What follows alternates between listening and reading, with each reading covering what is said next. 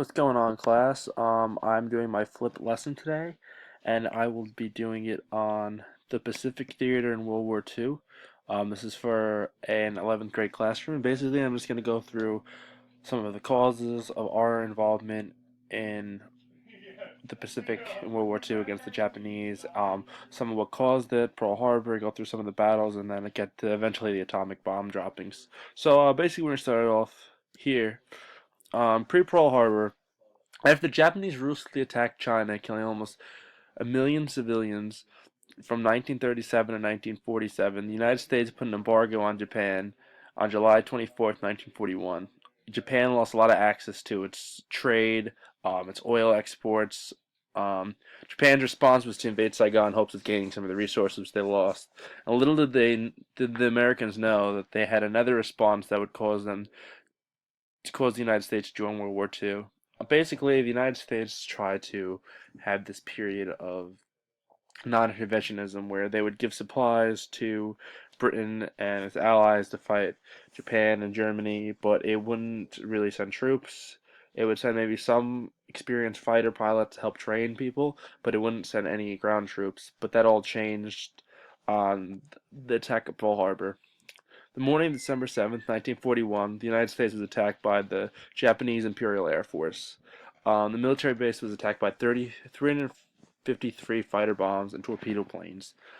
In coordination with those attacks at Pearl Harbor, the United States held Guam, Philippines, Hong Kong, not United States held Hong Kong and Singapore were also attacked by the Japanese, all for Japanese victory. It was a total victory for them. Um, they caught a lot of POWs in those camps in Guam and the Philippines, and they were held throughout the war and really brutalized. Getting a little off topic from this, but one of those camps was called Unit 731, and in those camps they would medically experiment on prisoners that were still alive, pour acid in their eyes, really brutal stuff. But basically, the American casualties for this battle were 2,403 killed and 4 battleships sunk. Japanese got 63 killed and 50 of their aircraft were shot down. This allowed for the United States to join World War II. The next battle, which is a very decisive battle of the Pacific Theater, was never mind, the U.S. strategy. The strategy of the United States would be a strategy of island hopping. Um, uh, Basically hopping from island to island controlled by the Japanese. A lot of these islands contain airfields that were vital to the Japanese Air Force and would be vital to the United States Air Force if they could capture them. If these islands could be captured, then it would allow safer bombing runs from the American pilots and hopefully an early end to the war. So basically, they wanted to get these Air Force bases, which allowed them to use their B-52 bombers to bomb the mainland island and get back. So each island was a little closer, and it made it a little easier for these bombers to go on their runs and come back. The Battle of Midway. On June 4th, 1942, Japanese forces got the closest to mainland United States as they would get during the entire war.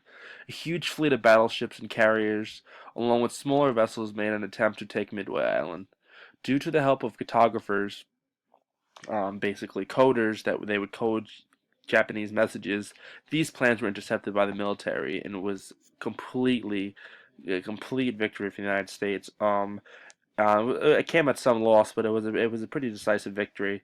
The American Air Force demolished most of the Japanese fleet. 307 Americans were killed, 150 aircraft, but 3,057 Japanese were killed, 37 were captured, and 4 carriers, which are the biggest ships that the military could have, 4 carriers were completely destroyed. So it stopped the advance of the Japanese getting on mainland United States, and it kind of started to turn the tide of the war, along with the Battle of Guadalcanal. On August 7th, 1942, the American military landed on Guadalcanal. It took them 6 months to capture the island and would be the first major battle Americans would see in the Pacific. They really saw the full force of the Japanese. Besides, I guess, Pearl Harbor on these islands, they saw the tactics. They saw what they could live on. They could live on virtually nothing. No food, little water, and fight. They would fight to the last man. They would use Bushido code, which was adopted from the samurai, and they would follow this and they would modernize it into their own modern version of it. And They were really, really ruthless, the Japanese. So the battle was vital because it would allow communications from New Zealand and Australia in the United States to go back and forth. And if Guadalcanal was captured then by the Japanese, if they had more time to mobilize, they would invade Australia. So it was a really, really important battle for the Americans. Americans lost 7,100 and 4 captured, 29 ships lost, and 615 aircraft lost. The Japanese lost almost 20,000 soldiers. They lost 1,920 soldiers. They got 1,000 captured, which just shows like the force of the Japanese military is unbelievable. Will fight to pretty much the last man. Compared to Germany, Germany would fight pretty ferociously too, but when it came time, they'd surrender. It was really difficult for Japanese to surrender. Most of them were accidental. They lost 38 ships and 600 aircraft.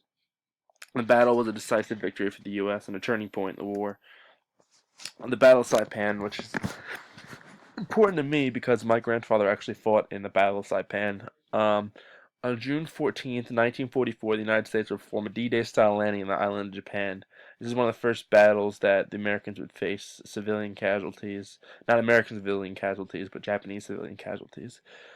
And the purpose was, like most of the islands, was for bombers to be in bombing range of mainland Japan.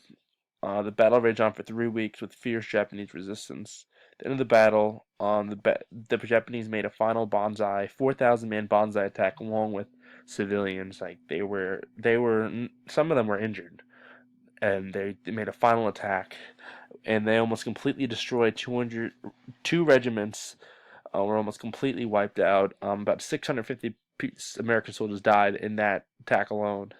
But the American dead was 3,426 dead and 10,365 wounded. And the Japanese death was 30,000 dead and 22,000 civilians that died. And this kind of was one of the deadliest battles up to this point of the campaign because it was only a 3-week battle, and they lost almost 3,500 men. Another battle that my grandfather actually fought in, one of the most infamous battles of World War II. On February 19th, 1945, Marines landed on the volcanic islands of Iwo Jima. The island had a major airfield which the Americans needed for their bombing runs on mainland Japan. The battle is infamous for its flag raising on Mount Suribachi. The battle raged on for 2 months as the Japanese fought from cave to cave, foxhole to foxhole, to the last man, almost virtually, um, until March 26th, 1945. The Americans had their biggest casualty loss of the war up to this point during this time, besides the Battle of the Bulge. 6,821 killed and 19,284 wounded. The Japanese had 18,375 dead, and only 216 were taken prisoner.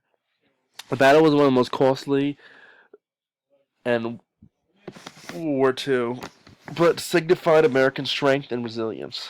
We're gonna go to the final battle, and I couldn't get pictures for this for whatever reason, so I apologize for that. But this was the deadliest battle besides Bulge in World War II for the Americans. On April 1st, 1945, the American forces would land on a large island of Okinawa. It was the closest Americans had come to the homeland of Japan in the whole war, and was needed in preparation for the invasion of the Japanese mainland. Next to the Bulge would be the most costly battle for the Americans, as I said that before.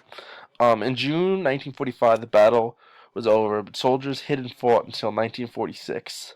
There was a movie about this recently called Hacksaw Ridge, which changed sides 3 or 4 times. It was brutal. It was just a death field of people. And this battle had a lot of psychiatric casualties. It was a pretty long battle. It's not on here, but it had about 26,000 psychiatric casualties.